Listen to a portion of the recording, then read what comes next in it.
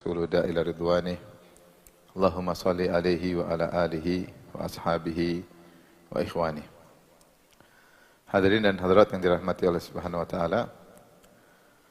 Pada kesempatan kali ini kita akan membahas tentang kisah bagaimana wafatnya Rasulullah sallallahu alaihi wasallam dan faedah-faedah yang bisa kita ambil dari kisah tersebut terkait dengan akidah maupun terkait dengan amal sehari-hari. Kita tahu bahwasanya di antara musibah paling besar adalah musibah wafatnya Rasulullah sallallahu alaihi wasallam. Karena dengan wafatnya Nabi sallallahu alaihi wasallam berarti wahyu telah terputus, karena setelah Nabi sallallahu alaihi wasallam wafat tidak ada lagi Nabi setelah Rasulullah sallallahu alaihi wasallam. Para sahabat yang sudah membersamai Nabi sallallahu alaihi wasallam sejak awal seperti Abu Bakar, kemudian sahabat-sahabat yang masuk Islam di awal Islam, mereka telah membersamai Nabi sallallahu alaihi wasallam hampir 23 tahun, ya sekitar 23 tahun, dan selama itu mereka selalu mendapatkan kebahagiaan dengan turunnya wahyu dari Allah Subhanahu wa taala, ya. Wahyu yang membimbing mereka dari keburukan menjadi ya orang-orang yang terbaik. Karena para sahabat sebelum datangnya Nabi sallallahu alaihi wasallam mereka hidup di masa jahiliyah. Dan di masa jahiliyah semua kerusakan ada di zaman tersebut, ya. Dan itu didapati oleh para sahabat. Kesyirikan dengan berbagai macam bentuknya, perdukunan, jimat-jimat, tatayur, pemali-pemali, belum lagi kemaksiatan, judi, zina, ya, menumpahkan darah, ya, dendam dan yang lainnya. Semua bentuk kerusakan ada di zaman jahiliyah. Sehingga benar-benar Allah mengatakan dengan perantara Nabi sallallahu alaihi wasallam Allah keluarkan manusia minadz-dzulumat ilan nur, dari kegelapan yang bertubi-tubi menuju cahaya yang terang benderang. Bahkan sebelum Nabi SAW diutus menjadi seorang Nabi, Rasulullah SAW bersabda, Inna Allaha nazara ila ahli al-ardi famaqatahum, arabahum wa ajamahum illa baqaya min ahli kitab. Sungguhnya Allah memandang kepada penghuni bumi, maka Allah dapati mereka semua rusak, maka Allah murka kepada mereka, yang Arab maupun non-Arab, kecuali segelintir dari ahlul kitab yang masih berjalan di atas tauhid. Tapi secara umum manusia di atas apa? Kerusakan. Ketika itu menjelang Nabi diutus. Terutama Nabi terakhir sebelum Rasulullah SAW, Nabi Isa. Dan Nabi Muhammad SAW, antara jarak Nabi Muhammad dengan Nabi Isa 500 tahun lebih. Dengan diangkatnya Nabi Isa sampai diutusnya Nabi Muhammad 500 tahun lebih. Dan itu sudah cukup membuat manusia dalam kondisi serusak-rusaknya. Demikian juga yang terjadi di Jazirah Al-Arab. Semua kerusakan berkumpul di Jazirah Arab. Oleh karenanya ketika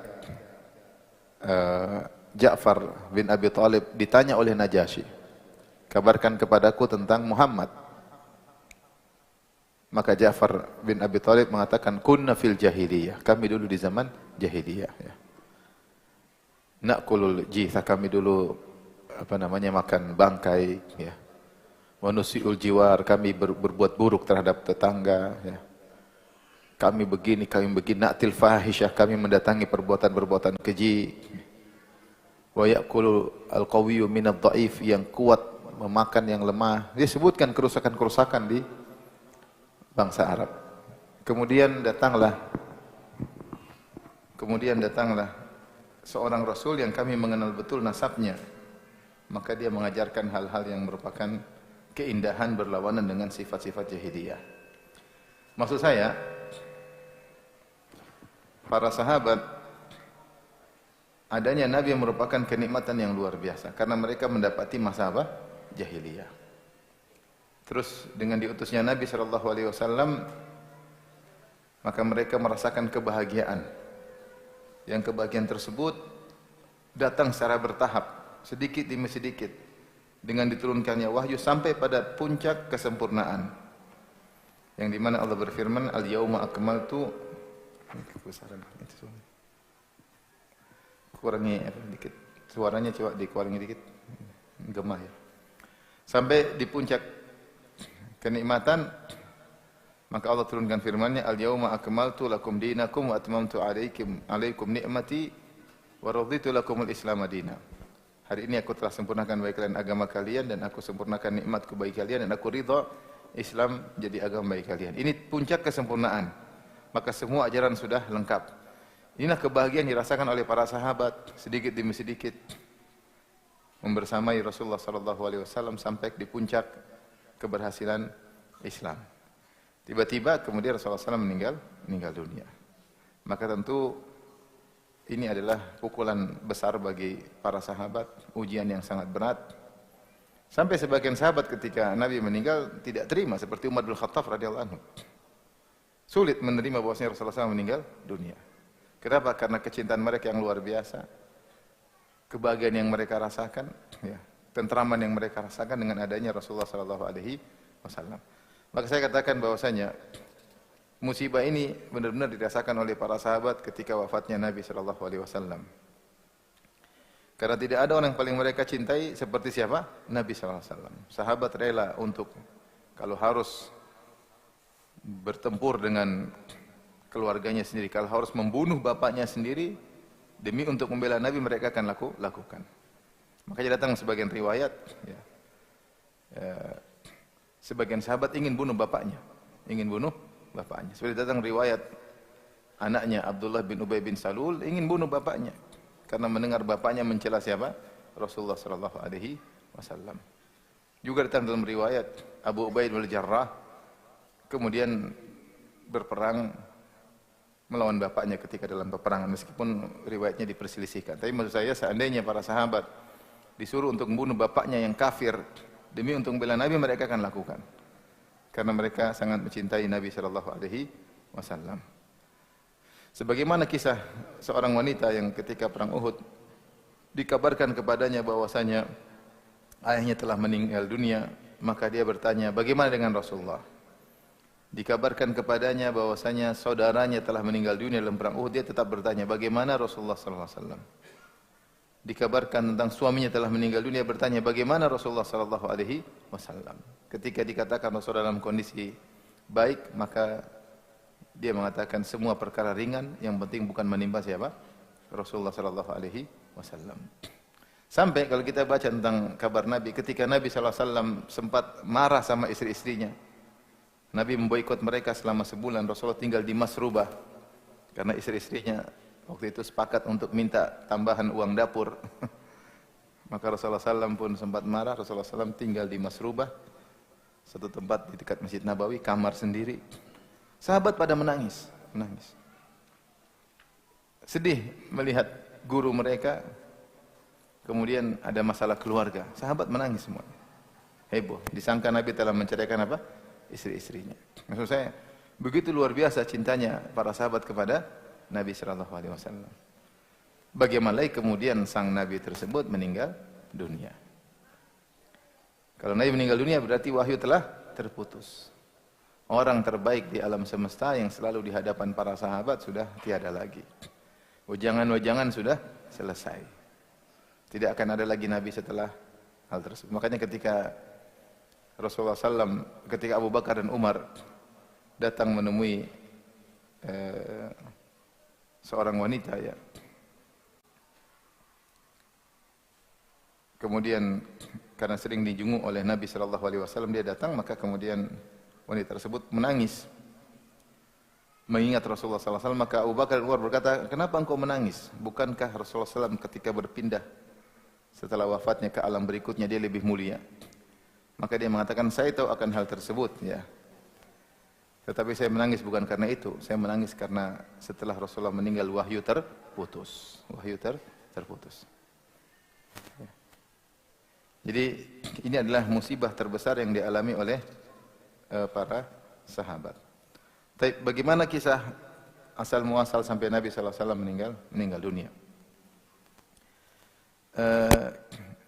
Dimulai dari awal bulan Safar tahun 11 Hijriah. Jadi Rasulullah SAW meninggal itu 12 Rabiul Awal.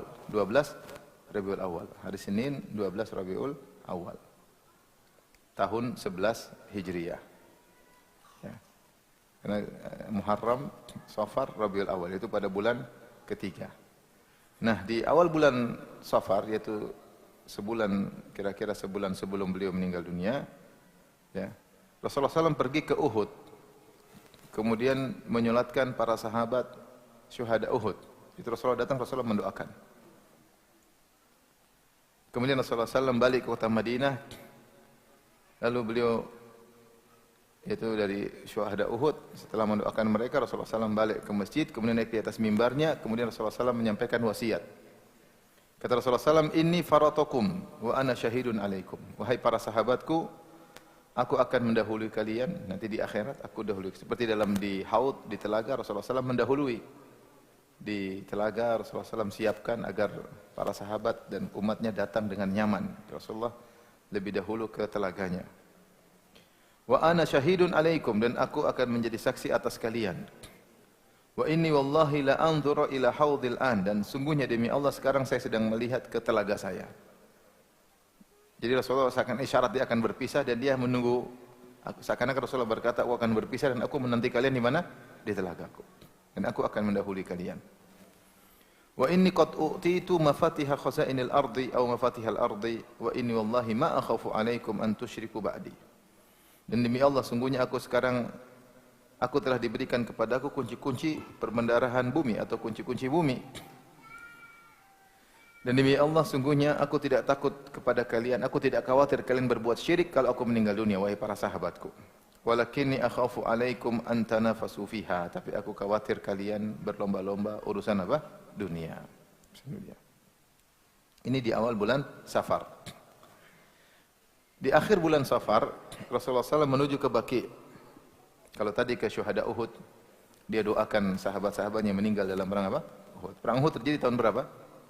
3 Hijriah.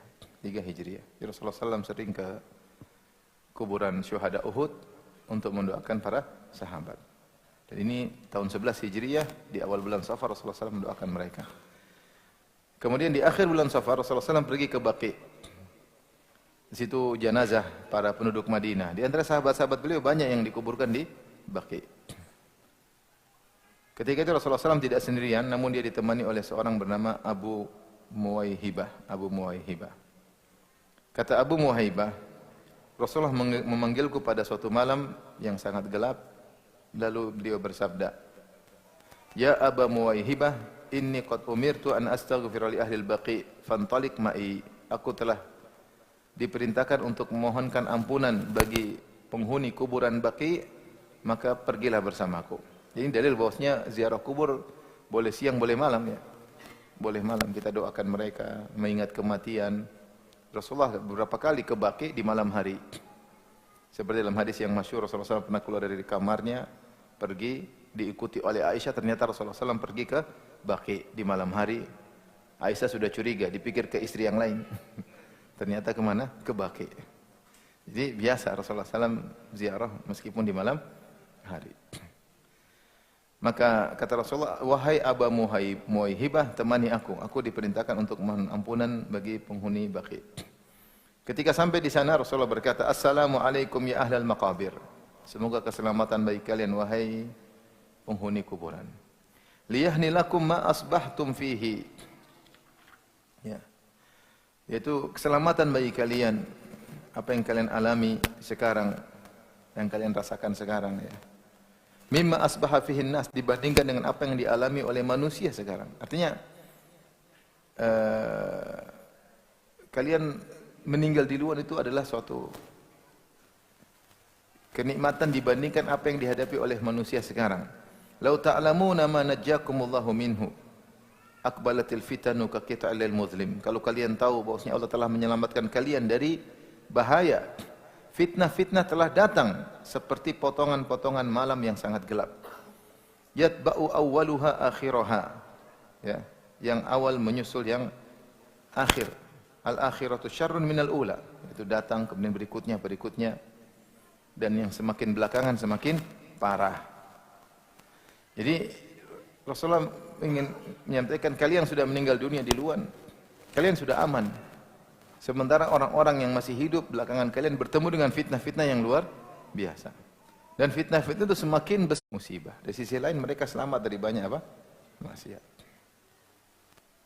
Dari sisi lain mereka banyak diselamatkan dari maksiat. Beberapa waktu lalu saya ketemu dengan penghafal Quran di tunanetra. Ada berapa orang? 4 orang kalau nggak salah, 3 atau 4 orang. Subhanallah. Tunanetra tapi hafal apa? Quran. Masya Allah. Datang. Terus di antara mereka ada yang berkata, alhamdulillah akhirnya ketemu juga. Ya biasanya cuma dengar apa? Kajian. Sama aja, sekarang juga nggak bisa ngelihat. Tapi mereka bahagia. Maksudnya mereka bilang biasanya cuma apa? Dengar. Sekarang ketemu. Ketemu juga tetap aja nggak bisa apa? Melihat. Tapi Masya Allah. Mereka buta bisa hafal apa? Quran, hafal hadis, hafal mutun. Sementara banyak orang diberikan mata digunakan untuk apa? Maksiat. Ya terkadang musibah di balik itu ada hikmah. Dihindarkan dari berbagai macam kemaksiatan. Kemudian dia berkata, "Ya Aba Muhaibah, ya Aba Muhaibah, inni qad utitu mafatih khazainid dunya wal khulda fiha, thumma al-jannah. Wa khayyartu baina dhalik wa baina liqa'i Rabbi azza wa jalla wal jannah." Ya wahai Aba Muhaibah, sungguhnya aku telah diberi kunci-kunci perbendaharaan dunia. Kemudian hidup abadi, kemudian masuk surga. Saya dikasih pilihan. Kalau saya mau dapat kekayaan, hidup abadi, kemudian masuk surga. Wa khayyartu baina dzalik. Dan saya diberi pilihan. Wa baina liqa'i Rabbi azza wa jalla wal jannah, atau meninggal untuk masuk surga bertemu Allah Subhanahu wa taala. Maka Abu Muhaibah berkata, "Ya Rasulullah, pilih yang pertama. Dapat perbendaharaan dunia, hidup abadi, kemudian masuk apa? Surga." Tapi Rasulullah rindu bertemu dengan Allah Subhanahu wa taala. Maka Rasulullah berkata, "La, tidak ya wahai Aba Muhaibah, wallahi ya Aba Muhaibah, laqad ikhtartu liqa'a Rabbi wal jannah." Aku memilih untuk bertemu dengan Allah dan surga. Hidup lama-lama buat apa? Mau kaya di dunia, hidup lama, tapi terlambat bertemu dengan Allah Subhanahu wa taala, maka Nabi memilih untuk bertemu dengan Allah Subhanahu wa taala.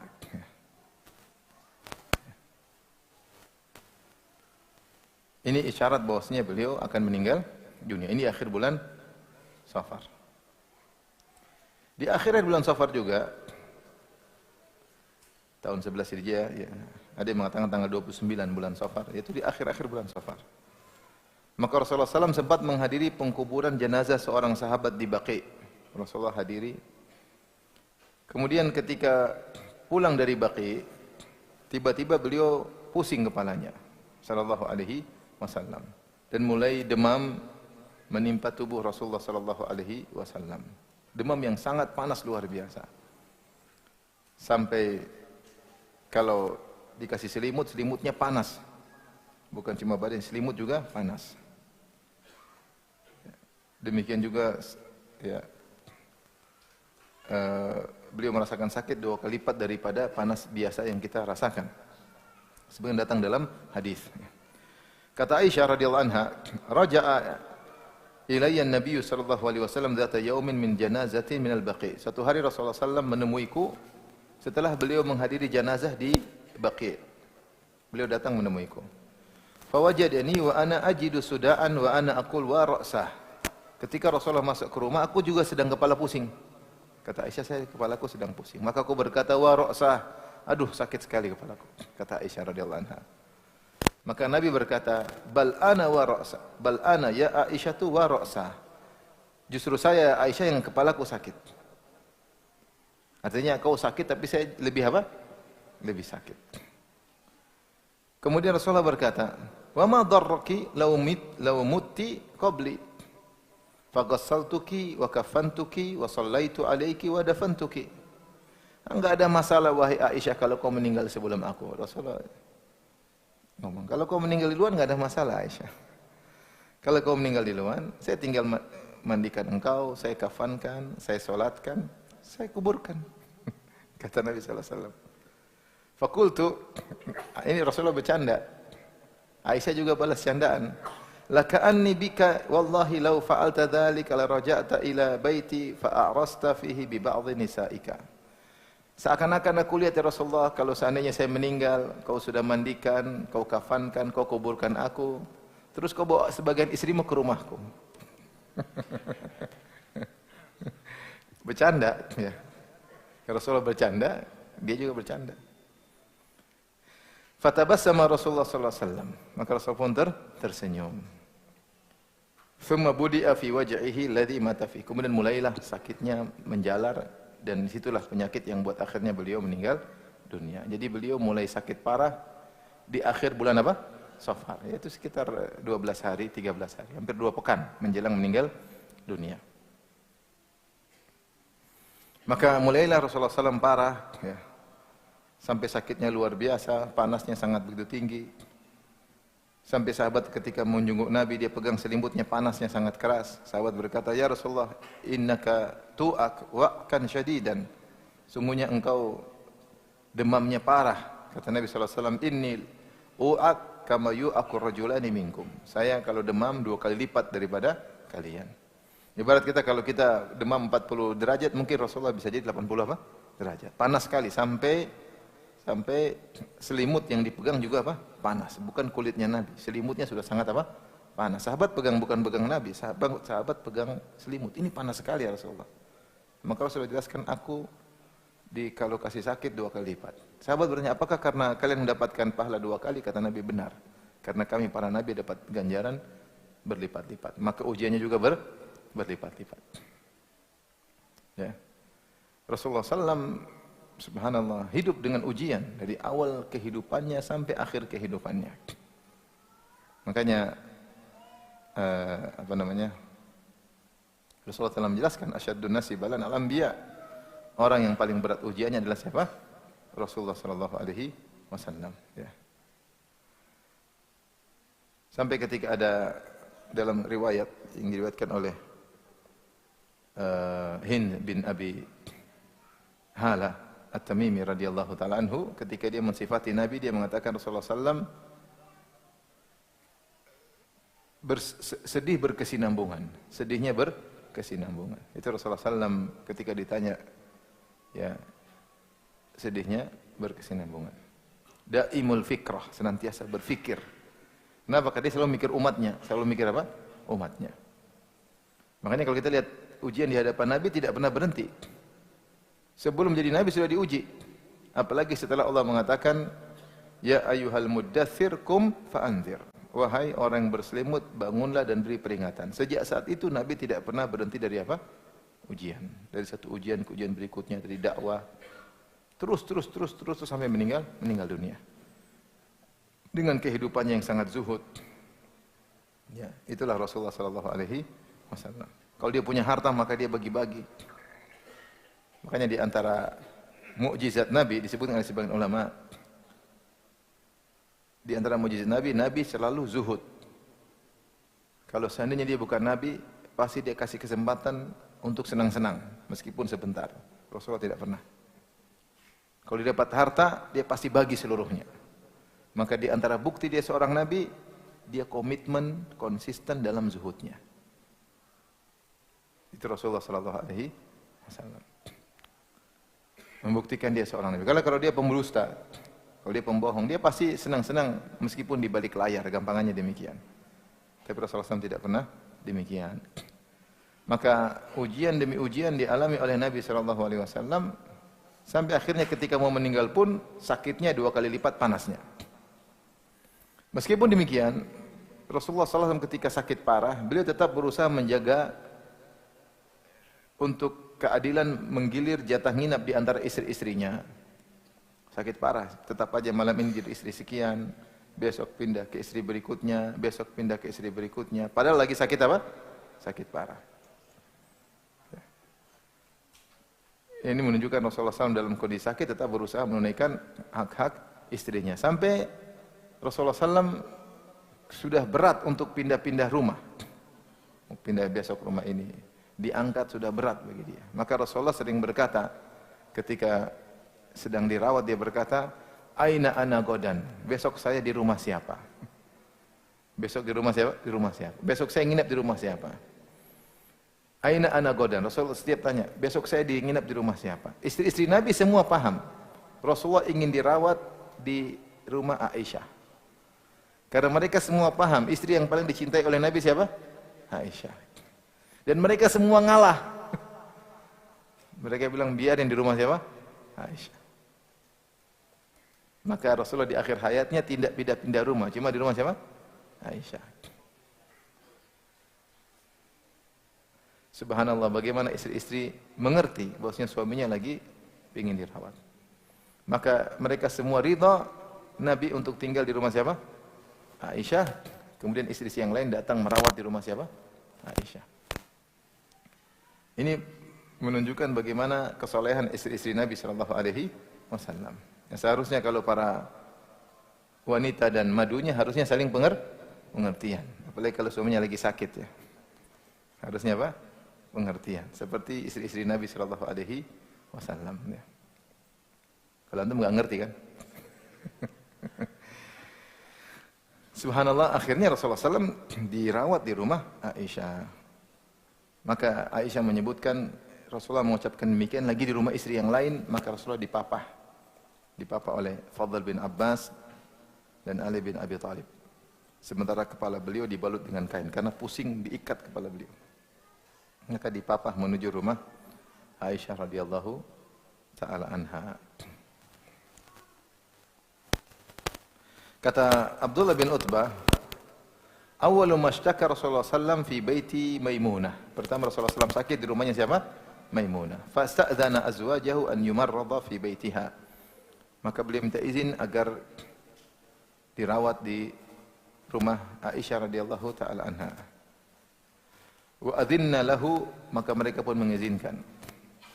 Fa kharaja wa yadun lahu alal Fadl bin Abbas wa lahu ala rajulun akhar wa huwa yakhuttu bi rijlaihi fil ardi. Maka Rasulullah keluar dari rumah Maimunah, dipapah tangan satunya di tangan Fadl bin Abbas, sepupunya Fadl bin Abbas, karena Al-Abbas bin Abdul Muthalib paman Nabi, Fadl bin Abbas sepupunya.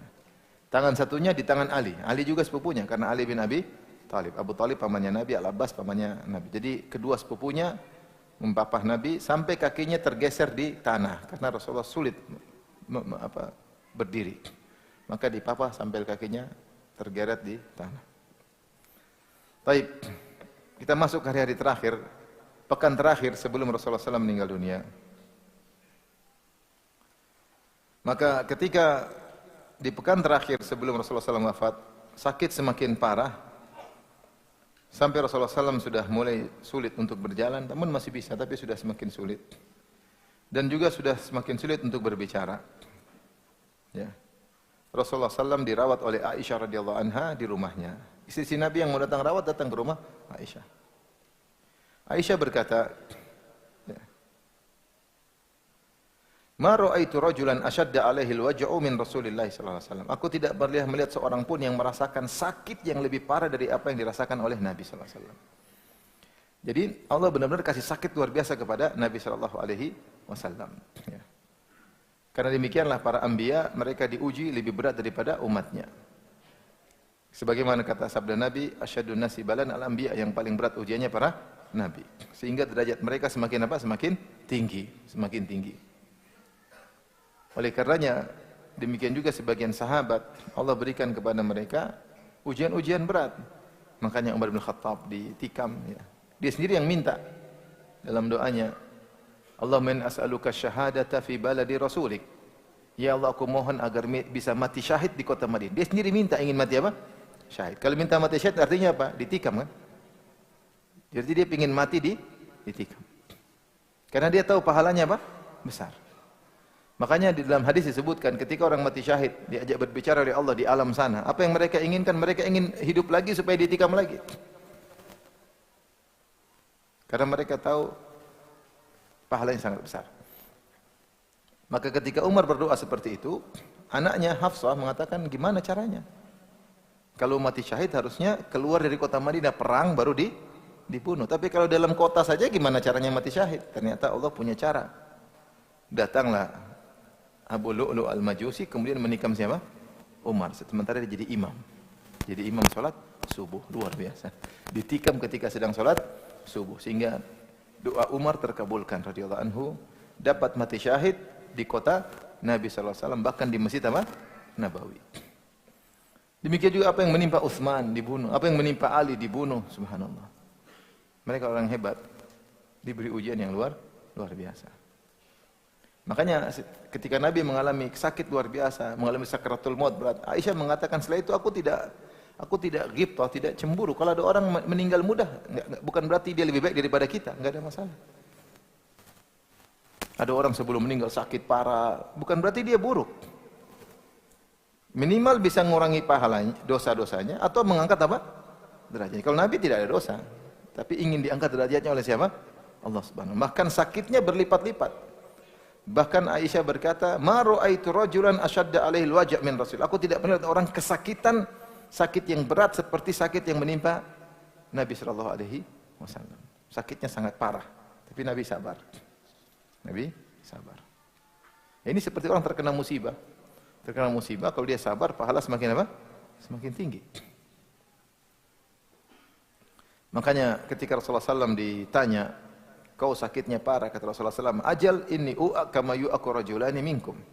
Benar, saya kalau panas 2 kali lipat daripada panas kalian. Beliau berkata lagi, ditanya, apakah karena engkau dapat pahala 2 kali lipat? Kata Nabi, ajal, benar. Dzalika kadzalik, demikian. Ma min muslimin yusibuhu adan syaukatun fama fawqaha illa kafarallahu biha sayyiatihi kama tahuttu syajaratu waraqaha. Tidaklah seorang muslim ditimpa dengan gangguan atau duri atau lebih parah daripada itu kecuali Allah akan menggugurkan dosa-dosanya seperti pohon yang menggugurkan daun-daunnya. Pohon kalau kena angin daunnya banyak sekali berguguran, cepat. Seperti itu. Makanya dalam hadis ketika ada seorang wanita dijenguk oleh Nabi, maka dia memaki-maki demam, maka Rasulullah mengatakan la tasubbil humma, jangan kau maki demam, fa innaha tudhibu khataya bani adam kama yudhibul kir khabathal hadid.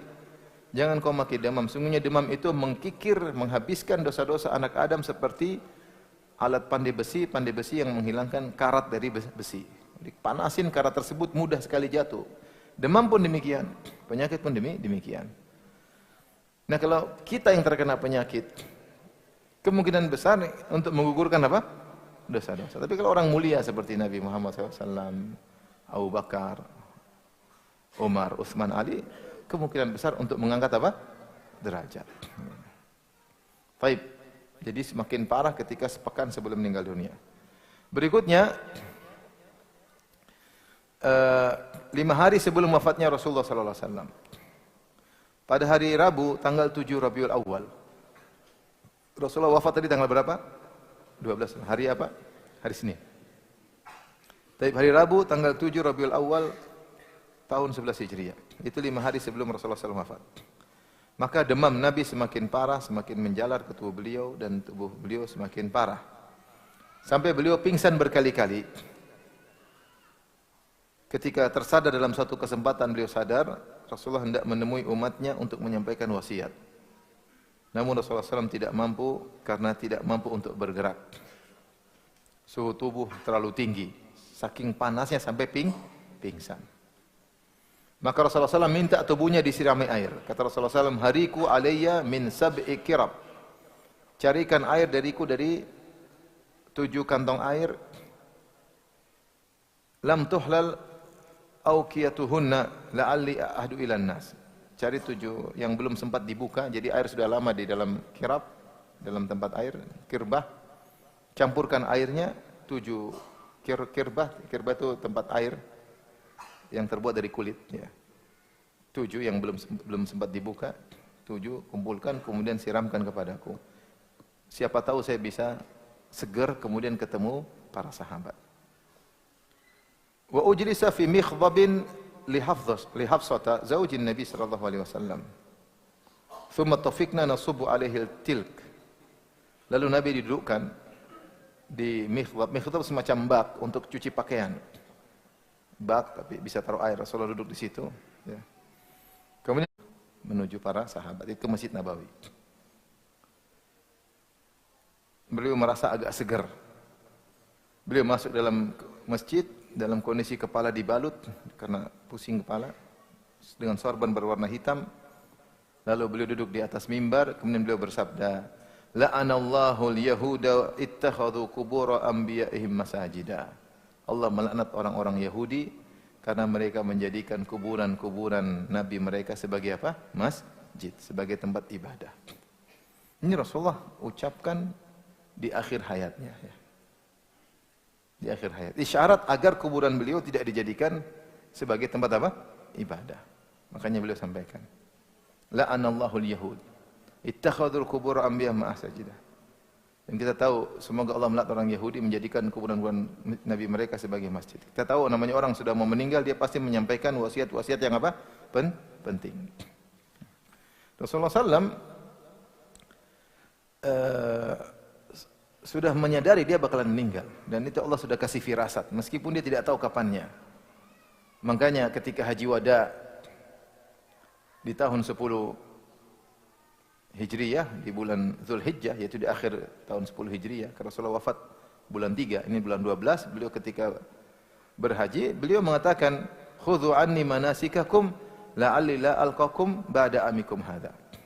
Ambillah tata cara manasik haji kalian dariku, bisa jadi aku tidak bisa bertemu kalian lagi tahun depan. Isyarat, beliau ngerti, beliau akan meninggal dunia, tapi tidak tahu kapannya. Demikian juga ketika bulan Ramadan di tahun 10 Hijriyah, malaikat Jibril 2 kali datang menghatamkan Quran bersama Nabi. 2 kali. Maka Rasulullah mengatakan, biasanya Jibril datang cuma sekali. Ini 2 kali, ar-radha alal Quran, 2 kali khatam. Biasanya cuma sekali khatam mengajarkan Quran kepada Nabi. Ini 2 kali. Saya tidak menduga kecuali ini adalah isyarat bahwasanya saya akan dipanggil oleh siapa? Allah Subhanahu wa taala. Ya. Demikian juga turun firman Allah Subhanahu wa taala. "Idza jaa nasrullahi wal fath wa ra'aitan nasa yadkhuluna fi dinillahi afwaja fasabbih bihamdi rabbika wastaghfirhu innahu kana tawwaba." Maka Umar pernah bertanya kepada Ibnu Abbas setelah Rasulullah wafat. Ayat ini apa maksudnya surat ini? Idza jaa nasrullahi wal fath. Maka banyak sahabat menafsirkan maksudnya Allah kabarkan telah datang kemenangan, telah datang pertolongan. Ibnu Abbas mengatakan tidak. Ini adalah berita kabar Rasul akan meninggal dunia. Dari mana Ibnu Abbas bisa menafsirkan? Di antaranya berarti tugas Nabi sudah selesai. Telah datang kemenangan, telah datang pertolongan. Dan Nabi Allah mengatakan, "Fasabbih bihamdi rabbika wastaghfir." Bertasbihlah dan beristighfarlah. Dan biasanya penghujung suatu ibadah ditutup dengan apa? Istighfar. Ibnu Abbas ngerti. Ini adalah na'yu, berita kabar bahwasanya Rasulullah SAW akan meninggal dunia. Jadi Rasulullah SAW sudah ada firasat, Allah kasih tahu bahwasanya beliau akan meninggal meskipun beliau tidak tahu kapannya. Karena masalah waktu meninggal itu hal yang gaib. Dan kita tahu namanya orang kalau sudah mau meninggal dunia dan dia tahu dia bakalan meninggal, tentu dia akan kasih wasiat-wasiat yang sangat penting bagi orang yang akan ditinggalkan. Antum aja kalau mau meninggal, kira-kira gimana wasiatnya? Jangan lupa utang abi ya. Lunasin. Yang paling penting kita ingat karena kita takut bertemu dengan Allah Subhanahu wa taala dengan banyak membawa beban. Maka di antara wasiat-wasiat Nabi menjelang meninggalnya dia ingatkan dari perbuatan kesyirikan ya, atau sebab kesyirikan yang dengan menjadikan kuburan para nabi menjadi tempat ibadah. Ini pengumuman iklan numpang lewat. Pemilik Honda B1187 ZMN. Honda B1187 ZMN. Minta digeser sedikit mobilnya, pemilik rumah tidak bisa buka pagar. Tolong segera ya. Tolong segera. Honda 1187 ZMN. Minta digeser sedikit mobilnya, pemilik rumah tidak bisa buka pagar ya. Ya. Tolong dikerjasama. Baik.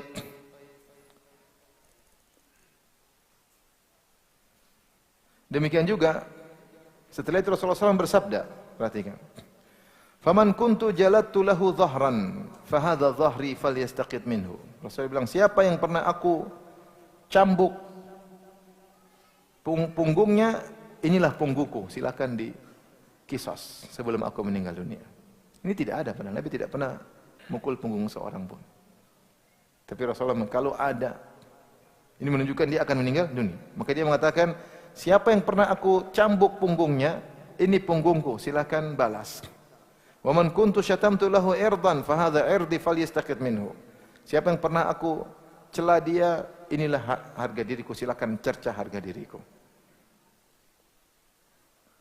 Ini isyarat Rasulullah SAW mengabarkan dia akan meninggal dunia. Beliau tidak pernah menzalimi orang, beliau tidak pernah berucap-ucap kata-kata kotor. Ya, namun beliau mengatakan demikian, ya isyarat bahwasanya beliau akan meninggal dunia. Kemudian Rasulullah SAW melanjutkan wasiatnya, beliau berkata, "Usikum bil ansar." Aku wasiatkan kalian untuk berbuat baik kepada kaum Ansar. Fa innahum karishi wa aibati. Karena kaum Ansar adalah rekan istimewaku, yaitu teman-teman khusus yang dekat denganku. Kaum Ansar yang telah menolong Nabi sallallahu alaihi wasallam. Sehingga mereka tadinya adalah suku Al-Aus dan suku Khazraj dirubah menjadi Al-Ansar. Al-Ansar maksudnya para penolong Nabi sallallahu alaihi wasallam. Waqad qadaw alladhi alaihim. Mereka telah menunaikan kewajiban mereka. Wa baqiyal ladzi lahum, tinggal hak mereka yang harus ditunaikan. Faqbalu min muhsinihim. Kalau ada yang baik di antara mereka maka terimalah, wa tajawazu an musiihim. Kalau ada yang salah di antara mereka maafkanlah. Rasulullah menyebut tentang kemuliaan kaum Ansar. Mereka terlalu banyak jasa kepada aku, kalau ada yang salah maafkan, kalau baik terimalah. Kemudian beliau berkata lagi, "Inna abdan khayyarahu Allahu baina an yu'tiyahu min zahratid dunya ma syaa wa baina ma indahu fakhtara ma indahu."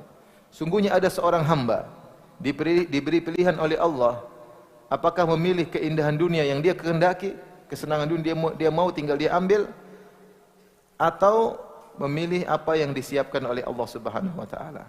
Maka sang hamba tersebut memilih apa yang ada di sisi Allah Subhanahu wa taala. Mendengar Nabi ngomong begitu, Abu Bakar pun menangis.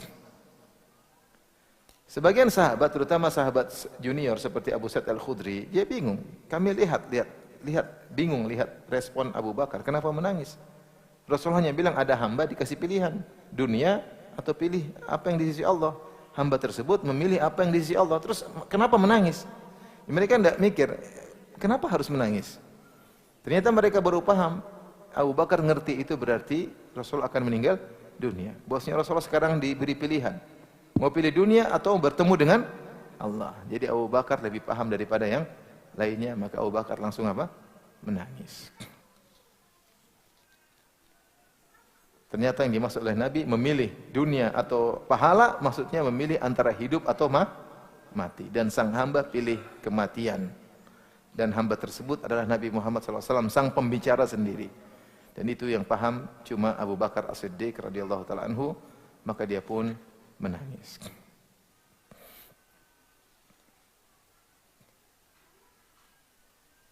Dalam satu kesempatan Rasulullah SAW memuji Abu Bakar. Ini menjelang meninggal. Dia berkata, "Inna min amannin nasi alayya fi suhbatihi wa malihi Abu Bakrin." Sungguhnya orang yang paling berjasa kepadaku dalam persahabatannya, itu paling baik persahabatannya. Paling baik sama saya dalam pergaulan persahabatan, dalam bercengkerama, dalam segala hal yang terkait dengan pertemanan. Yang paling baik Abu Bakar. Orang yang paling berjasa padaku terkait hartanya, siapa? Abu Bakar. Abu Bakar sering menginfakkan hartanya seluruhnya, 100%. Di antaranya 2 kali. Ketika hijrah, dia infakkan seluruh hartanya. Ketika perang Tabuk, dia infakkan seluruh hartanya. Ini yang sampai riwayat kepada kita, tentunya berulang-ulang, tapi yang sampai kepada kita 2 kali. Ketika hijrah, dia infakkan seluruh hartanya. Tidak ada, Rasulullah hijrah dengan harta siapa? Dengan harta Abu Bakar As-Siddiq.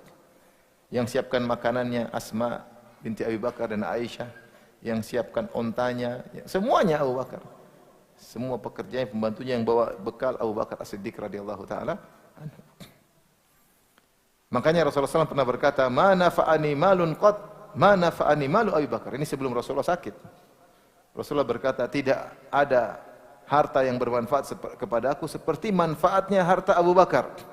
Maka Abu Bakar pun menangis radhiyallahu anhu, dia berkata, "Mali wa nafsi illa laka ya Rasulullah." Ya Rasulullah, hartaku dan jiwaku hanyalah untuk Anda. Ya. Rasulullah SAW menangis ketika dipuji oleh Nabi sallallahu alaihi wasallam. Maka di akhir hayat Rasulullah SAW ingatkan akan kedudukan Abu Bakar kepada para sahabat. Kata Rasulullah SAW, "Inna min amannin nasi alayya fi suhbati wa ma'ali Abu Bakar." Orang yang paling berjasa kepadaku dalam pergaulan persahabatan dan dalam harta yang dia keluarkan adalah Abu Bakar As-Siddiq. Walau kuntu muttakhidan khalilan min ummati latakhadtu Abu Bakrin illa khullatal Islam. Kalau saya boleh mengambil sahabat khalil, sahabat yang sangat dekat dari umatku, saya akan menjadikan Abu Bakar sebagai kekasih terdekatku.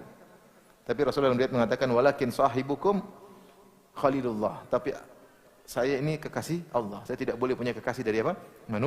Manusia. Kalau saya boleh, saya akan jadikan Abu Bakar sebagai kekasih terdekatku. Kemudian Rasulullah berkata, menjelaskan kemuliaan Abu Bakar setelah itu, "La yabqayanna fil masjidi khawkhatun illa khawkhatu Abi Bakar." Tidak boleh ada pintu yang sambung ke rumah orang dari masjid kecuali pintu yang ke lorong rumah Abu Bakar As-Siddiq radhiyallahu taala. Jadi Masjid Nabawi itu ada banyak pintu. Di antara ada beberapa pintu yang kalau dibuka langsung menuju ke rumah sebagian sahabat, paham? Dia langsung ke sahabat ini, langsung ke sahabat ini, langsung ke sahabat ini. Kata Rasulullah, semua tutup kecuali pintu yang menuju ke rumahnya siapa? Abu Bakar. Kata sebenarnya ini isyarat. Nanti Abu Bakar yang jadi imam setelah dia meninggal. Kata Rasulullah, meninggal yang jadi imam siapa? Abu Bakar. Jadi khalifah siapa? Abu Bakar. Dan dia tentu akan menjadi imam Masjid Nabawi. Dan dia butuh jalan dari rumahnya menuju ke masjid. Ini isyarat. Makanya Rasulullah mengatakan seluruh pintu-pintu tutup kecuali pintu masjid yang menuju ke siapa? Rumah Abu Bakar As-Siddiq radhiyallahu taala anhu. Ini 5 hari sebelum beliau wafat. Tapi pada 4 hari sebelum beliau wafat, pada hari Kamis, tanggal 8 Rabiul Awal tahun 11 Hijriah. Maka terjadi peristiwa yang sangat penting. Ibnu Abbas berkata, Yaumul Khamis wa ma yaumul Khamis? Hari Kamis. Tahukah kalian peristiwa yang terjadi pada hari Kamis? Ishtadda bi Rasulillah sallallahu alaihi wasallam waj'uhu. Rasulullah sangat berat sakitnya, semakin parah. Ingat Rasulullah wafat hari apa? Senin. Faqala ituni bi kitabin aktub lakum kitaban lan tadhillu ba'dahu abadan. Datangkan kepadaku suatu kitab, aku ingin mencatat sesuatu, semacam wasiat dan yang semisalnya, ya. Yang dengan catatan tersebut kalian tidak akan tersesat selamanya. Ketika Nabi ngomong gitu, Umar menyanggah. Kata Umar bin Khattab, "Inna Nabi sallallahu alaihi wasallam ghalabahul waja'." Nabi sedang kesakitan parah. "Wa indana kitabullah hasbuna." Sudah ada Al-Qur'an, ngapain lagi? Sudah cukup. Ya. Kemudian terjadi kegaduhan di antara, "Ayo Rasulullah." Umar bilang, "Enggak perlu, ngapain? Rasulullah sedang sakit." Ngomong begitu sedang apa? Sakit. Akhirnya Rasulullah mengatakan, "Qumu anni wala yanbaghi indi." Pergi semua kalian, saya tidak ingin ada keributan di sisiku. Di sini para ulama menafsirkan perkataan Umar. Umar kasihan sama Nabi, ya. Umar merasa itu karena kekhawatiran Nabi, ya. Umar merasa Al-Quran sudah cukup, ya. Jadi Umar berijtihad, ya sudah enggak perlu, Rasulullah sedang sakit, maksa lagi mikir untuk ini. Maksudnya Umar tuh kasihan sama siapa? Nabi, ya. Enggak bikin Nabi banyak pikiran, kemudian mikir apa yang mau ditulis, ya. Setelah itu Rasulullah masih hidup 4 hari. Setelah pergi Rasulullah pun tetap tidak tulis. Karena ini maksud saya ini riwayat dijadikan alasan oleh orang Syiah untuk mencaci maki siapa? Umar. Mereka bilang Umar ini begini. Toh Rasulullah pun setelah Umar pergi pun Rasulullah tidak apa? Suruh nyatat. Berarti mungkin Rasulullah mendengar juga pertimbangan siapa? Umar, ya. Maksud mereka mungkin Rasulullah mau tulis kalau saya meninggal yang jadi khalifah Ali bin Abi Thalib. Ini versinya orang apa? Syiah, ya. Tapi ternyata tidak. Kan Rasulullah masih hidup 4 hari setelah itu, masih bisa beraktivitas sedikit. Seandainya itu penting, kalau sudah pada pergi Rasulullah akan tulis sendiri. Tapi ternyata Rasulullah tidak lakukan. Ya. Maka pada hari tersebut Rasulullah SAW berwasiat dengan 3 hal. Meskipun tidak tertulis tapi terlafalkan. Ada yang mengatakan maksudnya mungkin Nabi ingin tulis ini. Bukan masalah khalifah tapi masalah ini. Rasulullah berkata, "Akhrijul musyrikina min jaziratil Arab." Keluarkan kaum musyrikin dari jazirah Arab. Ini yang pertama. Wasiat kedua, wa akhbirul wafda wa ajizul wafda binahwi ma kuntu ujizuhum. Kalau ada tamu-tamu datang, delegasi dari kabilah-kabilah mana datang ke sini, kalau saya sudah meninggal, berikan mereka hadiah sebagaimana kebiasaanku memberikan mereka hadiah. Rasulullah ingin orang senang belajar Islam atau masuk Islam, kasih hadiah. Itu kebiasaan Nabi SAW, agar orang senang dengan apa? Islam. Karena orang pertama kali masuk Islam gara-gara harta, setelah itu Islam mereka kokoh dan mereka lebih cinta Islam daripada dunia dan seisinya. Adapun wasiat yang ketiga, maka perawi hadis lupa. Rasulullah berwasiat 3, 1, 2, yang 3 lupa. Para ulama berselisih, apa yang dimaksud wasiat ketiga? Jadi Rasulullah disebutkan sebelum meninggal, dia bilang, saya berwasiat dengan 3 wasiat. 1, 2, sang perawi ingat, yang ketiga lupa. Akhirnya para ulama mencoba apa yang ketiga yang dilupakan kira-kira ini. Ada yang mengatakan maksudnya wasiat untuk berpegang teguh kepada Al-Quran dan Sunnah. Ada yang mengatakan maksudnya wasiat untuk melanjutkan pengiriman pasukan Usama, karena pasukan Usama sudah dikirim oleh Nabi SAW untuk berperang ke negeri Syam. Sudah berjalan. Ketika sampai di Juruf, itu beberapa mil dari Masjid Nabawi, mereka dengar Nabi sakit. Maka Usama berhenti, tidak lanjut jalan. Tunggu kabar selanjutnya. Sampai Rasulullah meninggal dunia. Usama sempat balik minta izin ngobrol sama Nabi. Nabi cuma mendoakan beliau, kemudian beliau balik, kemudian Rasulullah SAW meninggal dunia. Nah, setelah Rasulullah meninggal dunia, para sahabat khilaf, ini pasukan Usama balik kota Madinah, jaga kota Madinah atau bagaimana? Kata Abu Bakar, enggak, lanjut. Suruh lanjut. Saya enggak mungkin memberhentikan pasukan yang sudah dilepas oleh Nabi, suruh lanjut. Padahal kondisi Madinah lagi genting ketika itu. Tapi intinya, ini ada yang mengatakan wasiat kedua adalah Rasulullah ingin mewasiatkan pasukan Usamah dilanjutkan, jangan diberhentikan. Ada yang mengatakan maksudnya yaitu agar jangan sampai kuburan Nabi disembah, ya. Karena di antara doa Nabi, Allahumma la taj'al qabri wathanan yu'bad. Ya Allah, janganlah kau jadikan kuburanku sebagai berhala yang disembah. Akan tapi meskipun Rasulullah sakit, Rasulullah SAW masih sempat melaksanakan aktivitas yang bisa beliau kerjakan. Di antaranya, beliau sempat mengimami para sahabat, yaitu di hari Kamis, 4 hari sebelum wafat. Di antaranya beliau solat maghrib, dan ini akhir solat maghrib Rasulullah mengimami para sahabat, yaitu hari Kamis solat maghrib. Ini terakhir Rasulullah SAW mengimami para sahabat, kemudian jadi imam, maksudnya dengan bacaan solat jahriyah, dengan bacaan solat apa?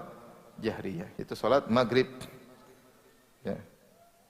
Kata Ummul Fadl, sami'tu Nabi SAW yaqra'u fil maghrib bil mursalat urfan thumma ma sallalana ba'daha hatta qabadahu Allah. Aku mendengar Rasulullah SAW salat maghrib, di akhir hayatnya beliau baca surat wal mursalati urfa wal asifati asfa wan nasyirati nashra wal fariqati farqa. Surat al-mursalat panjang atau tidak? Panjang. Rasulullah masih kuat baca maghrib. Bukan inna a'tainakal kautsar ya. Rasulullah sakit baca surat apa? Al-mursalat. Jadi makanya yang benar kata Ibnu Qayyim dalam Zadul Ma'ad, salat maghrib memang rata-rata surat pendek, namun tidak mengapa sesekali baca surat apa? Panjang. Rasulullah SAW pernah baca surat Al-Mursalat. Rasulullah SAW pernah baca surat At-Tur. Rasulullah SAW pernah baca surat Al-A'raf ketika salat apa? Maghrib. Variasi tapi rata-rata pendek ya. Ketika salat Isya, Rasulullah SAW mau salat lagi tapi enggak mampu. Rasulullah SAW tidak mampu. Maka Rasulullah SAW pingsan. Para sahabat tunggu. Tidak ada yang menjadi imam. Rasulullah bangun. Rasulullah tanya, "Asallan nas?" Orang-orang sudah salat. Kata para sahabat, "Belum. Hum yantadhirunak." Mereka nunggu engkau wahai Rasulullah. Ya. Tapi Rasulullah sudah tidak mampu, ya. Lihat bagaimana semangat Nabi, sampai pingsan, bangun lagi. Orang sudah salat belum? Belum, mereka menunggu engkau ya Rasulullah. Rasulullah mau bangkit, pingsan lagi. Sampai berulang-ulang. Sampai Rasulullah mengatakan, saya tidak mampu, suruh Abu Bakar yang jadi apa? Imam. Maksud saya ini bagaimana Nabi SAW sudah sakit parah, mau meninggal masih semangat salat berjamaah. Ya. Bukan seperti sebagian orang ngaku sebagai wali malah tidak salat. Ini Nabi mau meninggal tetap masih salat berjamaah. Tidak mau kehilangan pahala salat berjamaah. Tidak seperti sebagian kita menggampangkan salat berjamaah. Sampai disebutkan, ini ijtihad sebagian ulama. Saya lupa siapa ulama tersebut. Dia kalau tidak sholat berjamaah, luput, dia pulang ke rumah sholat 27 kali. Karena sholat berjamaah berapa kali lipat? 27 kali lipat. Kita sholat zuhur di rumah, pahalanya 4 rakaat. Kita sholat zuhur di masjid, 4 kali 27, berapa? Cepat, hitung. 80, berapa? 4, 27, 4 kali 2, 80, 7 kali 4, 8, 108 rakaat. Rugi kalau kita sholat di rumah. Rugi atau tidak? Rugi. Makanya Nabi di akhir hayat dia malah semangat beramal soleh.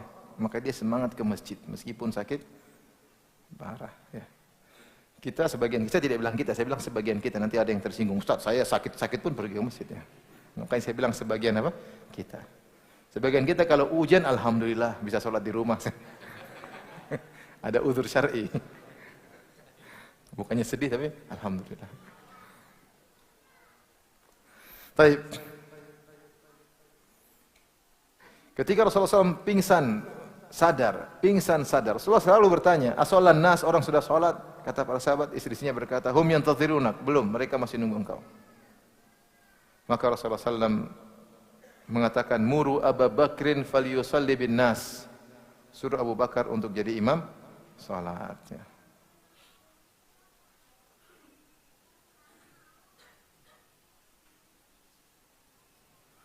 Dalam riwayat Abu Bakar dengan penuh tawadhu, dia bilang sama Umar, "Wahai Umar, engkau yang jadi imam." Sampai ketika itu disebutkan Aisyah bilang, "Ya Rasulullah, jangan Umar ya Rasulullah. Jangan Abu Bakar ya Rasulullah. Inna Abu Bakar rajulun bakka." Ya Rasulullah, Abu Bakar tuh orang suka nangis. Kalau jadi imam suaranya enggak kedengaran. Suruh orang lain ya Rasulullah. Kata Rasulullah, "Muru Abu Bakrin falyusalli bin nas." Suruh Abu Bakar yang jadi apa? Imam. Jadi Aisyah bilang lagi, "Ya Rasulullah, Abu Bakar tuh suka nangis ya Rasulullah. Kalau jadi imam, nanti suaranya enggak kedengaran karena sampai terisak-isak. Suruh yang lain aja."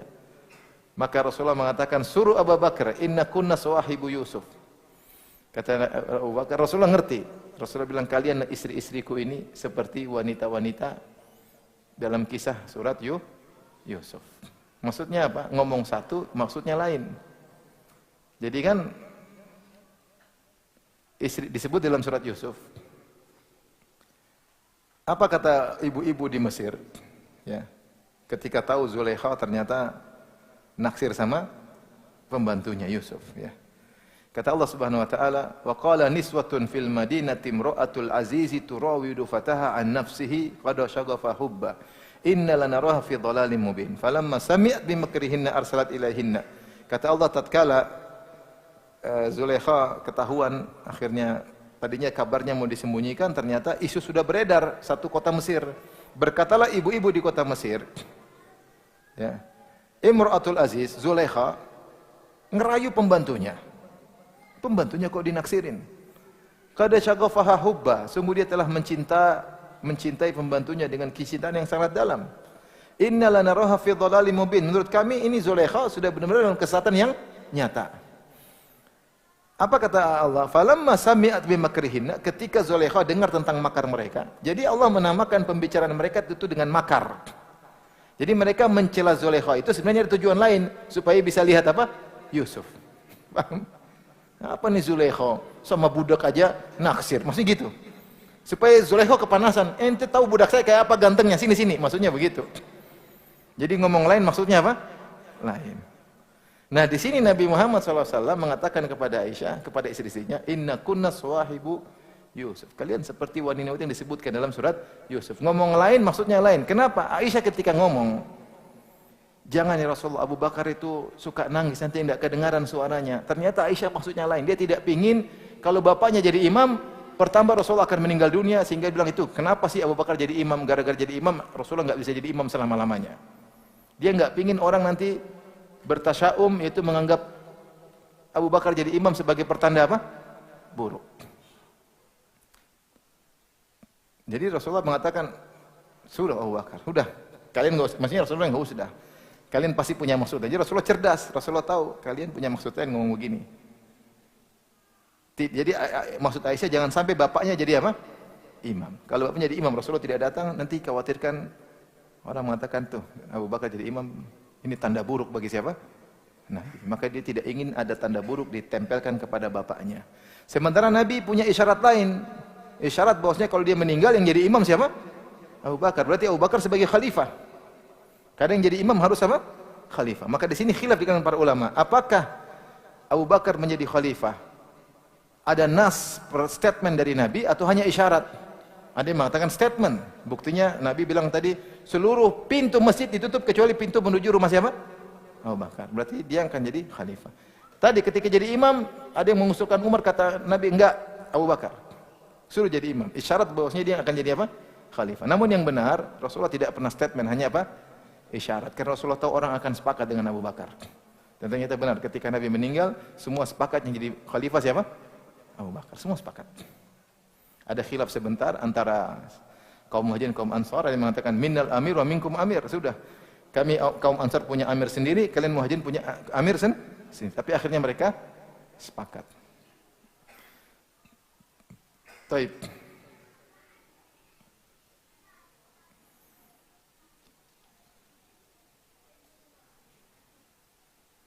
Ini kata Aisyah, inna Abu Bakrin rajulun raqiq.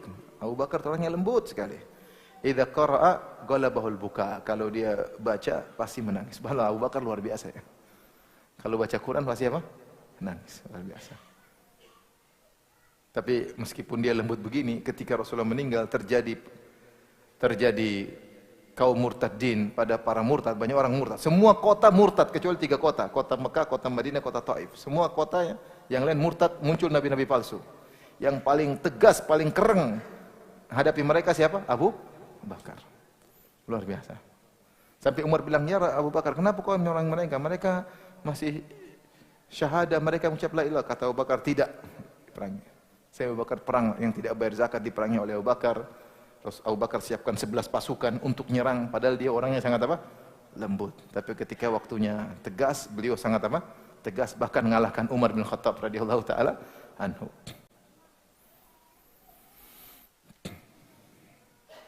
Akhirnya Abu Bakar pun memulai salat Isya, dan inilah pertama kali Abu Bakar menjadi imam sementara Rasulullah SAW di rumah, tidak bisa hadir ikut salat. Ini hari keberapa tadi? Keempat sebelum meninggal, hari Kamis. Taib, pada hari Jumat, 3 hari sebelum Nabi meninggal dunia, tentu Abu Bakar menjadi imam, menjadi khatib Jumat. Rasulullah SAW sama sekali tidak bisa menggerakkan tubuhnya. Ya. Beliau hanya bisa memberi wasiat agar orang berbaik sangka kalau akan meninggal dunia. Dari Jabir bin Abdullah, beliau berkata, 3 hari sebelum wafatnya Rasulullah SAW, aku mendengar Rasulullah bersabda, la yamutanna ahadukum illa wa huwa yuhsinu billahi dhanna. Janganlah sekali-sekali salah seorang dari kalian meninggal dunia kecuali dia berbaik sangka kepada Allah. Di antara amal soleh sebelum meninggal, berbaik sangka kepada Allah. Allah Maha Pengampun, Allah Maha Penyayang. Tidak ada susahnya Allah mengampuni kita, tidak ada susahnya Allah berikan kita ganjaran terbaik, tidak ada susahnya bagi Allah masukkan kita dalam surga Firdaus, tidak ada susahnya bagi Allah. Artinya husnudzan, husnudzan, husnudzan pada Allah Subhanahu wa taala. Baik. 2 atau sehari sebelum wafatnya Rasulullah SAW, pada hari Sabtu atau hari Ahad, Nabi merasakan penyakit pada dirinya berkurang, segar.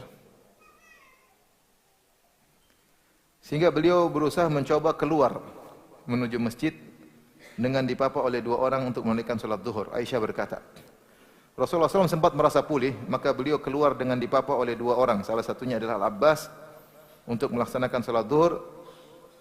Sementara Abu Bakar sedang mengimami salat jamaah. Abu Bakar sedang jadi imam.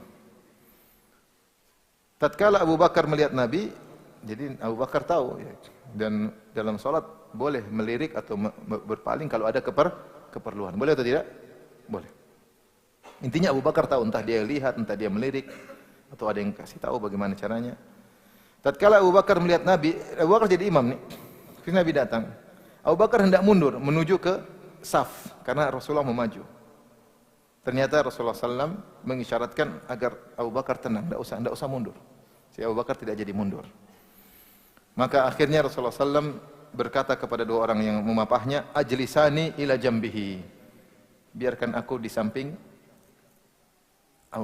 Abu Bakar. Jadi Rasulullah di sebelah kiri siapa? Abu Bakar. Maka mereka taruh di sisi Abu Bakar.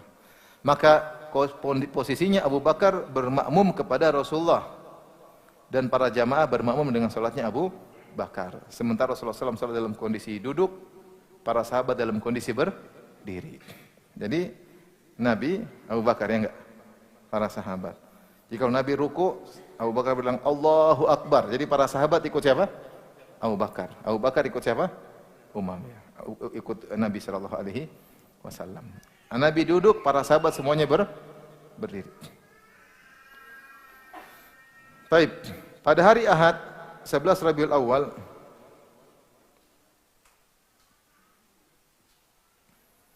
yaitu tahun ke-11 Hijriah, sehari sebelum Rasulullah meninggal dunia.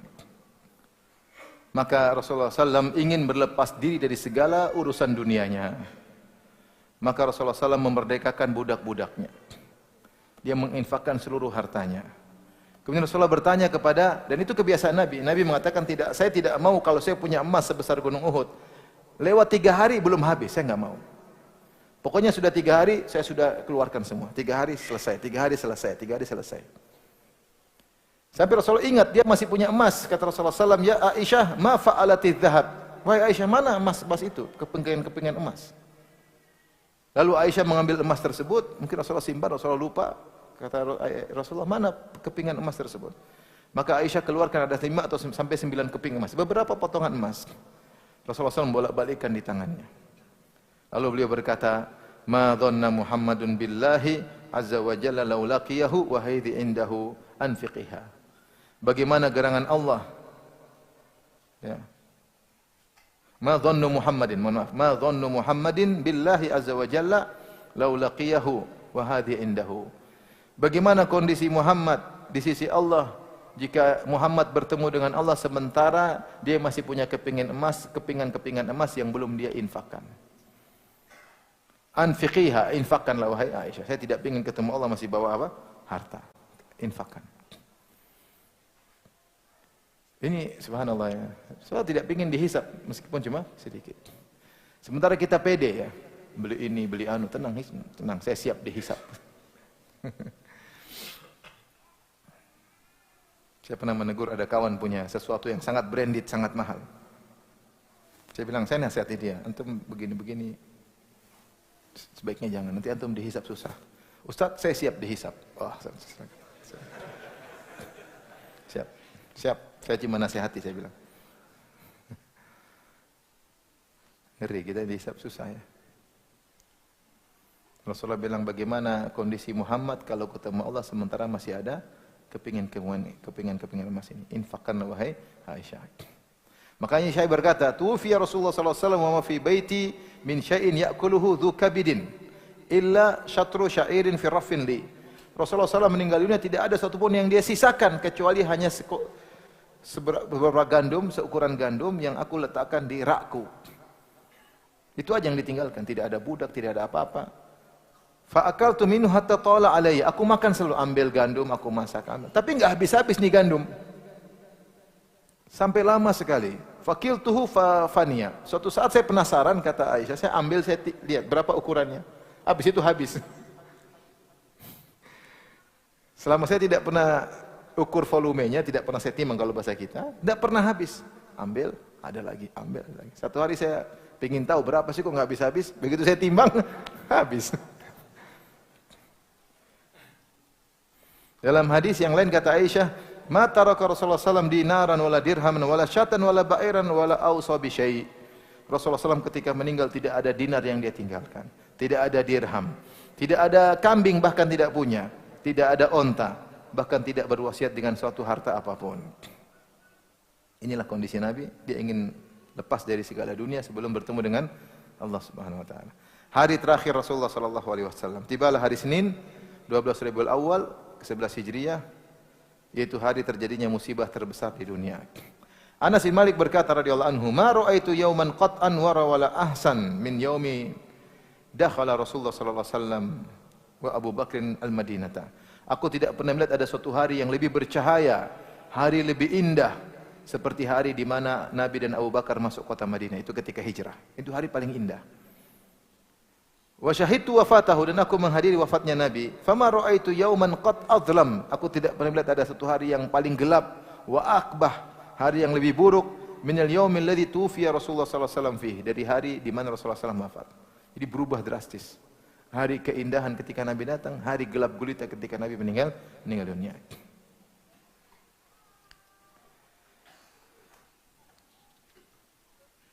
Hari ini diawali dengan salat berjamaah kaum muslimin, yaitu salat subuh. Yang jadi imam siapa? Abu Bakar. Dan ini adalah salat ke-17 Abu Bakar mengimami kaum muslimin. Sejak Rasulullah sakit setelah jadi imam, Rasulullah salat, ini salat yang ke-17.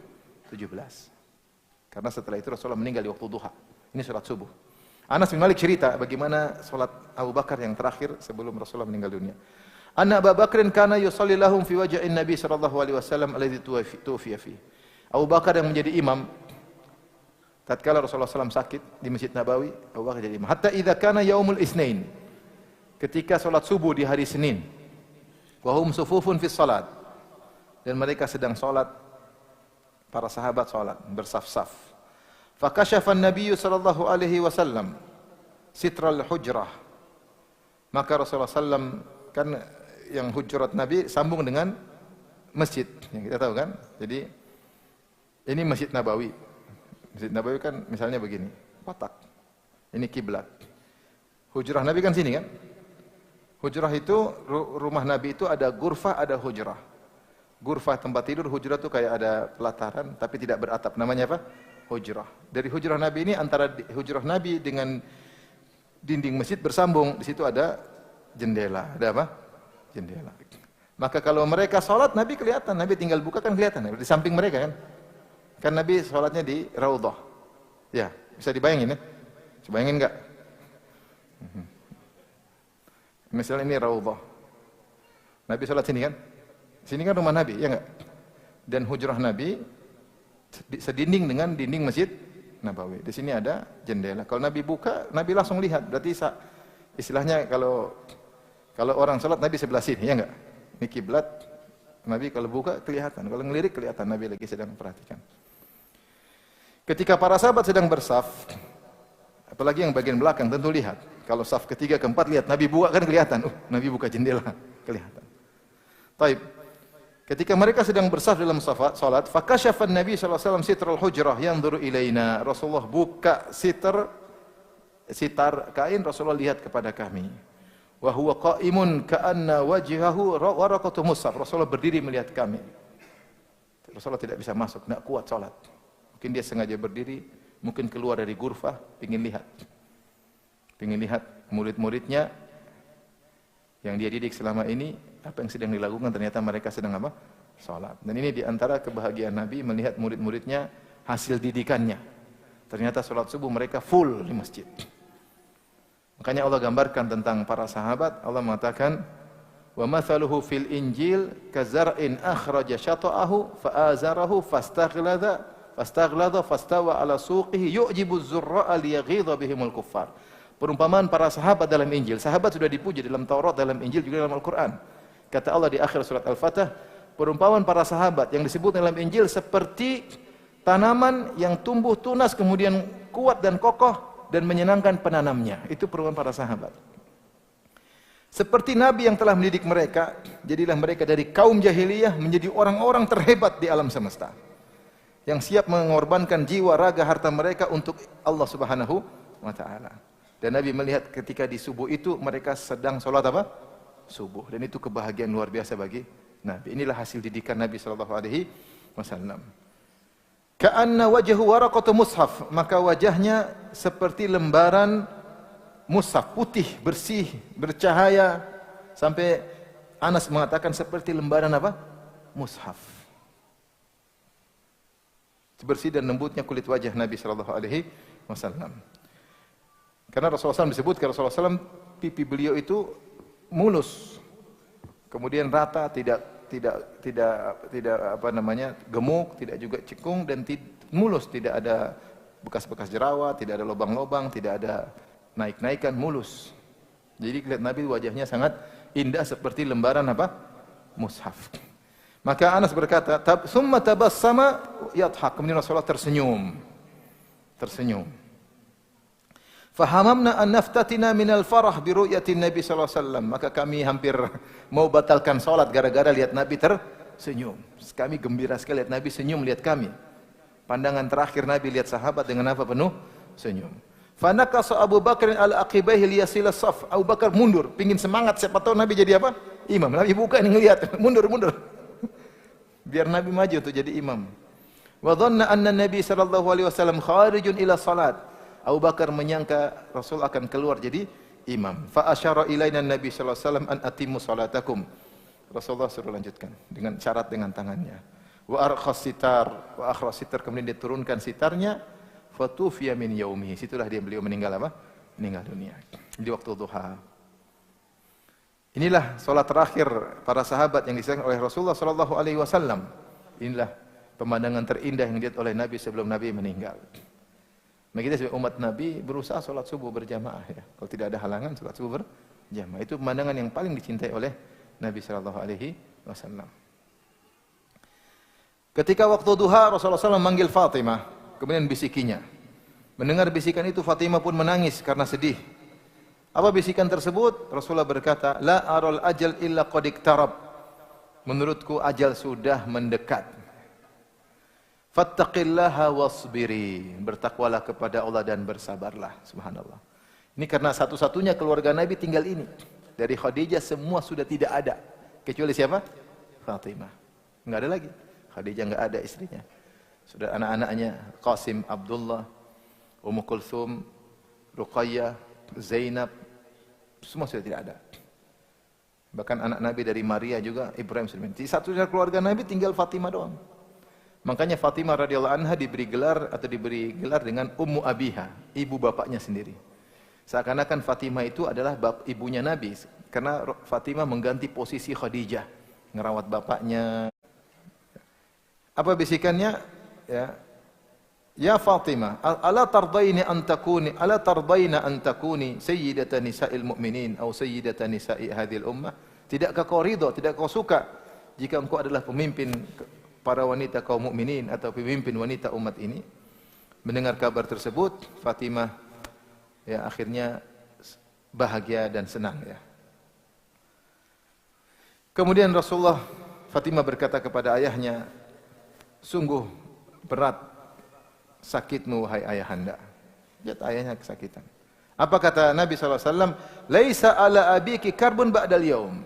Hari ini saja wahai Fatimah. Setelah ini enggak ada lagi kesusahan. Begitu saya meninggal selesai urusan. Enggak ada lagi apa? Kesusahan. Semuanya kebahagiaan. Semuanya kebahagiaan. Ya. Ini syarat maksudnya kita dalam dunia ini kalau susah-susah begitulah kehidupan dunia. Allah mengatakan laqad khalaqnal insana fi kabad. Kami telah menciptakan manusia dalam kepayahan. Kita ini dari kepayahan dan menuju kepayahan, menuju ujian yang satu, ujian berikutnya. Tidaklah kita kecuali berbolak-balik dalam ujian satu dengan ujian yang lainnya. Kalau ada kesenangan, ya cuma sebentar, kemudian ada lagi ujian berikutnya. Kalau ada orang tersenyum, dua kemungkinan. Pertama, dia sedang diuji dan dia menahan ujian tersebut, senyum dengan terpaksa. Atau yang kedua, dia baru lepas dari ujian, senyum menunggu ujian berikutnya. Itulah kehidupan dunia. Ya enggak? Senang ada senangnya. Sampai apa kata Imam Syafi'i, kata beliau rahimahullahu taala, ya. Mihanu zamani katsiratun la tanqadi wa sururuhu ya'tika kal a'yadi. Sungguhnya ujian-ujian kehidupan datang terus-menerus, tidak berhenti-berhenti, dan kesenangannya datang cuma sesekali seperti hari raya. Makanya Nabi berkata kepada Aisyah, selesai. Penderitaan tidak ada lagi. Maka dia tenangkan putrinya, dia berkata, "Laisa ala abiki karbun ba'dal yaum." Tidak ada lagi penderitaan kepada ayahmu setelah hari ini, selesai. Maksudnya saya akan meninggal, selesai urusan. Tidak ada lagi penderitaan. Yang ada cuma apa? Kebahagiaan. Maka seorang menyiapkan dirinya untuk kehidupan berikutnya. Saya tidak pernah bosan menyampaikan kisah yang saya alami ketika saya menguburkan ibu saya. Datang seorang dokter, datang dari jauh, panas-panas waktu duha, musim Covid. Saya bilang, "Makasih dok, jauh-jauh, panas-panas, nemani pengkuburan ibunda. Kata dokter tersebut, enggak Ustaz, saya tidak capek. Ini semua buat saya, bukan buat Ustaz. Saya yang memang ini amal soleh. Kalau saya meninggal, saya ngerasakan langsung di alam barzah. Subhanallah, ini dokter ceramain saya dalam hati. Tapi dia bilang dengan pede, kita lagi hari sedih. Ini ibu saya dikuburkan, dia bilang begitu. Saya tidak capek Ustaz, saya datang memang sengaja. Ini amal soleh Ustaz. Ini amal soleh. Kalau saya meninggal, saya merasakan langsung di alam barzah. Dan itulah benar. Karena dia berkata, laisa ala abiki karbun. Siapa orang soleh tidak ada lagi penderitaan. Mau dia di dunia menderita, di ini dimusuhin apa, tidak ada lagi. Begitu masuk alam barzah langsung kebahagiaan. Maka apa kata Nabi, laisa ala abiki karbun ba'dal yaum, tidak lagi penderitaan. Cuma hari ini aja. Habis ini selesai. Maka Rasulullah SAW mengalami sakaratul maut, menjelang meninggal dunia. Sakaratul maut itu kepayahan yang luar biasa dalam seorang menjelang meninggal. Tapi belum gor-goroh, belum. Banyak orang menyangka sakaratul maut itu maksudnya kondisi nyawa di kerongkongan, bukan. Itu istilah kita sakaratul maut sudah mau apa? Meninggal. Tidak, sakaratul maut itu kepayahan yang dialami sebelum ihtidar. Jadi kematian itu ada beberapa kondisi. Pertama sakaratul maut, itu kepayahan yang dialami menjelang apa? Kematian. Yang kedua namanya ihtidar. Ihtidar itu proses ruh ketika mau keluar. Paham? Ketika ruh mau keluar, ketika ruh sudah keluar namanya kematian. Namanya apa? Kematian. Sakaratul maut itu suatu kesulitan sebelum meninggal dunia, dan itu dialami oleh siapa saja, bisa jadi berat, bisa jadi ringan, seperti penyakit yang dialami oleh seorang sebagai penggugur dosa atau sebagai pengangkat apa? Derajat, atau menggabungkan dua-duanya, menggugurkan dosa sekaligus mengangkat apa? Derajat. Maka Nabi mengalami sakaratul maut dengan kepayahan, saking susahnya beliau ambil kain nutup wajahnya, kalau sudah susah bernapas Rasul buka lagi, karena kepayahan yang beliau alami. Kata Aisyah radhiyallahu anha, tatkala sakaratul maut Rasulullah SAW meletakkan kain di atas wajah beliau. Jika beliau merasa panas atau sesak, maka beliau buka kain tersebut. Beliau berkata dalam kondisi demikian, la'natullahi 'alal yahudi wan nasara ittakhadhu qubur anbiya'ih masajida. Allah melaknat Yahudi Nasrani. Mereka menjadikan kuburan nabi-nabi mereka sebagai masjid. Lihat, Nabi hari terakhir masih ngomong begini. Mengingatkan akan bahaya apa? Kesyirikan. Jangan sampai niru mereka. Jangan sampai niru mereka. Baik. Anas bin Malik berkata, "Kanat ammatu wasiyati Rasulullah sallallahu alaihi wasallam hina hadarahul maut as-salat wa ma malakat aymanukum. As-salat wa ma malakat aymanukum hatta ja'ala Rasulullah sallam yugharghiru bima biha sadruhu wa ma yakadu yufidhu biha lisanuhu." Di antara wasiat-wasiat terakhir Nabi adalah salat wa ma malakat aymanukum. Jangan lupa salat. Serius terhadap salat. Perhatian terhadap apa? Salat. Ini peringatan bagi kita. Kita ini salat tapi kurang serius. Salat kurang menjiwai. Salat kurang menikmati. Salat hanyalah beban yang ingin kita lepaskan. Adapun Nabi, beliau berkata, wa ju'ilat salat qurrata aini. Adapun salat Allah jadikan salat sebagai tempat kebahagiaanku. Allah telah berfirman, ya, wasta'inu bis sabri was salah. Jadikanlah sabar dan salat sebagai penolongmu. Namun sebagian kita, saya kira tidak semuanya. Sebagian kita salat hanyalah beban yang ingin dilepaskan. Harusnya kita lebih perhatian. Ini wasiat terakhir Nabi tentang salat, dan dia adalah salat adalah amal saleh yang pertama kali akan dihisab oleh siapa? Allah. Kalau kita serius maka yang lain akan mudah. Maka jangan gampangkan salat, perhatian salat, nikmati salat tersebut. Kerjakan salat dengan sebaik mungkin. Kalau sedang berdiri di hadapan Allah seakan-akan Allah sedang melihat kita. Jadikan jangannya ini salat terakhirku. Kalau ada gundah gulana langsung apa? Salat. Kalau bisa bangun malam salat malam. Kalau bisa tidak meninggalkan salat sunnah, kerjakan salat sunnah. Jadi bukan hanya sekedar rutinitas yang tidak kita perhatian. Sementara Rasulullah ketika meninggal sering beliau mengatakan as-salat, as-salat. Perhatian terhadap salat, perhatikanlah salat kalian. Kalau kita baca kisah salaf luar biasa, mereka perhatian terhadap apa? Salat. Kemudian wa ma malakat aymanukum, perhatikanlah budak-budak kalian. Budak-budak itu zaman Nabi apa? Orang yang bisa dijual beli. Jual beli diperintah. Mau digampar, mau diapain, milik seperti barang diperjualbelikan. Kata Nabi, hati-hati, meskipun budak milik kalian, jangan berbuat zalim kepada mereka. Ini perhatian terhadap pihak yang lemah. Maka kita dalam hidup ini hati-hati, jangan zalimi orang lemah. Antum punya mungkin pegawai, antum punya pembantu, antum punya supir, antum punya babu atau siapa. Hati-hati. Mereka supir, pembantu, pegawai, babu masih lebih rendah budak, masih lebih rendah babu. Budak, karena budak bisa diperjualbelikan. Itu pun yang kamu bisa perjualbelikan, jangan kau zalimi. Apalagi orang-orang yang bukan orang-orang merdeka. Jangan dolimi, hati-hati. Jangan merasa tinggi, jangan merendahkan. Jangan semena-mena. Jangan berkata-kata kasar, mentang-mentang pembantu, kata-kata kasar, apa sih? Cuek aja bicara, tidak dipikirkan. Ingat, ini perhatian Nabi, jangan sampai kamu meninggal berbuat dolim sama orang lain. Justru orang-orang yang lemah seperti ini yang butuh perhatian. Yang butuh apa? Perhatian. Ini adalah sarana mudah untuk masuk surga. Perhatikan solatmu, perhatian sama orang-orang apa? Lemah, jangan dolimi mereka. As-salat ma malakat aymanukum. Adapun riwayat yang orang sering sebut Rasulullah meninggal mengatakan ummati tidak ada riwayat seperti itu. Yang ada as-salat wa malakat aymanukum, sama tadi Rasulullah berkata menjelang meninggal, la'anallahu al-yahud wa nasara ittakhadhu qubur anbiya masajida. Semoga Allah melaknat Yahudi Nasrani, mereka menjadikan kuburan nabi mereka sebagai apa? Masjid ya. Aisyah berkata, laula dzalika la ubriza qabruhu. Kalau bukan karena wasiat ini, mungkin Nabi sudah dikuburkan di tempat luar. Tapi Rasulullah diwafatkan di rumah, ada sebabnya. Pertama, jangan sampai kuburannya kalau taruh luar orang jadi tempat ibadah. Yang kedua, memang Nabi dikuburkan di tempat dia meninggal dunia. Sekarang orang jadi kuburan, ya Allah. Jangankan kuburan asli, kuburan palsu pun orang minta-minta di situ.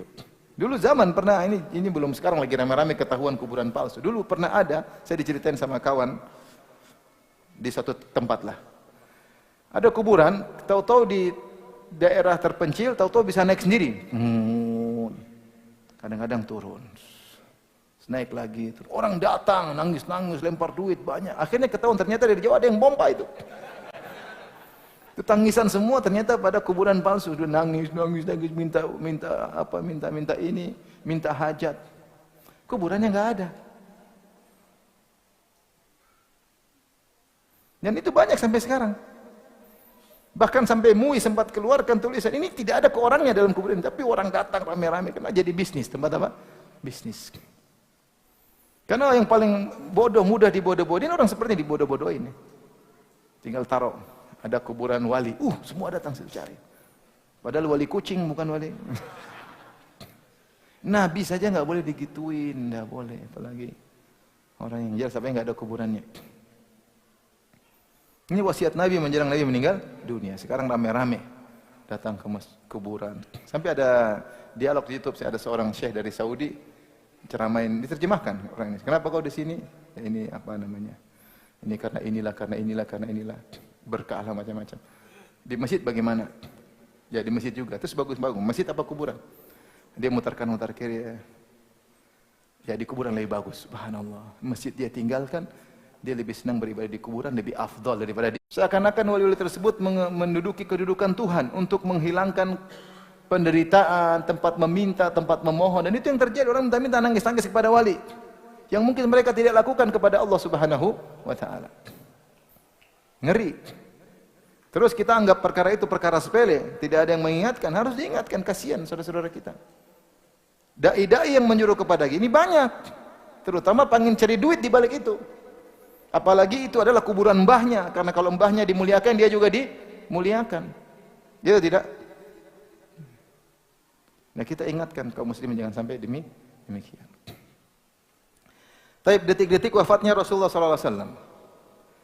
Ketika Rasulullah SAW meninggal dunia, Aisyah berkata, Inna min ni'amillahi alayya, di antara anugerah Allah kepadaku, anna Rasulullah SAW tufiya fi baiti wa fi yaumi. Rasulullah wafat di rumahku. Kebetulan hari giliranku. Meskipun Rasulullah selalu di rumah Aisyah, tapi kalau dihitung-hitung itu pas lagi apa? Giliranku, jatah nginapku.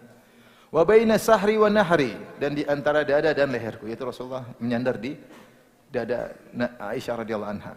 Wa anna Allah jama'a baina riqi wa riqihi inda mautihi. Dan Allah menggabungkan liurku dengan liurnya sebelum meninggal dunia. Kok bisa liur Aisyah gabung dengan liur Nabi? Aisyah cerita, dakhala alayya Abdurrahman wa biyadihi siwak. Saudaraku Abdurrahman bin Abi Bakar, adikku Abdurrahman bin Abi Bakar masuk menemui Nabi sambil bawa siwak. Wa ana musnidatun Rasulullah sallallahu alaihi wasallam. Rasulullah sedang bersandar kepadaku. Fara'aitu yanzuru ilaihi. Aku lihat Rasulullah melihat terus kepada Abdurrahman. Wa araftu annahu yuhibbus siwak. Abdurrahman sedang siwak, Rasulullah lihat siwaknya terus. Dan aku tahu Rasulullah SAW suka dengan siwak. Fakultu, akhudhuhu lak, aku berkata, ya Rasulullah, saya ambilkan buat anda. Fa asyara bi ra'sihi, Rasulullah mengangguk, yaitu iya. Fatanawaltuhu fashtadda alaihi, aku ambil siwak ternyata keras.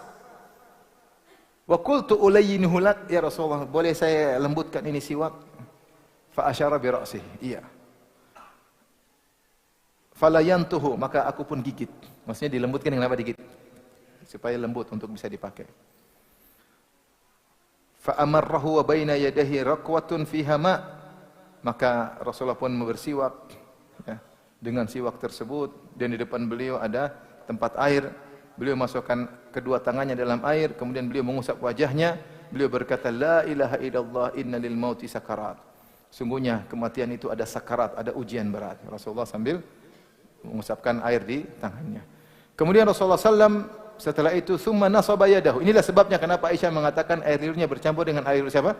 Nabi. Karena tadi Aisyah lembutkan siwaknya. Faja'ala yaqul, kemudian Rasulullah SAW angkat tangannya sambil berkata, fir rafiqil a'la. Aku ingin bersama rombongan yang tinggi, yaitu orang-orang soleh sebelumku. Hatta qubidha, sampai Rasulullah pun meninggal dunia. Wa malat yadahu, kemudian tangannya jatuh. Dalam riwayat yang lain beliau berdoa, Allahumma ghfirli warhamni walhiqni birrafiq. Ya Allah, rahmatilah, ampunilah aku. Rahmatilah aku, subhanallah, dan susulkanlah aku kepada orang-orang saleh sebelumku. Dalam riwayat yang lain, ma'alladzina an'amallahu alaihim, bersama orang-orang yang Allah telah karuniai kepada mereka. Maka wafatlah Nabi sallallahu alaihi wasallam. Kata Aisyah, aku mendengar tersebut, aku tahu Rasulullah sedang diberi pilihan. Karena Rasulullah pernah berkata, tidak seorang nabi pun akan meninggal kecuali diberi pilihan. Apakah pilih dunia atau pilih bersama Allah? Maka ketika itu kau tahu Rasulullah memilih. Maka dia berkata, ma'ar rafiqil a'la.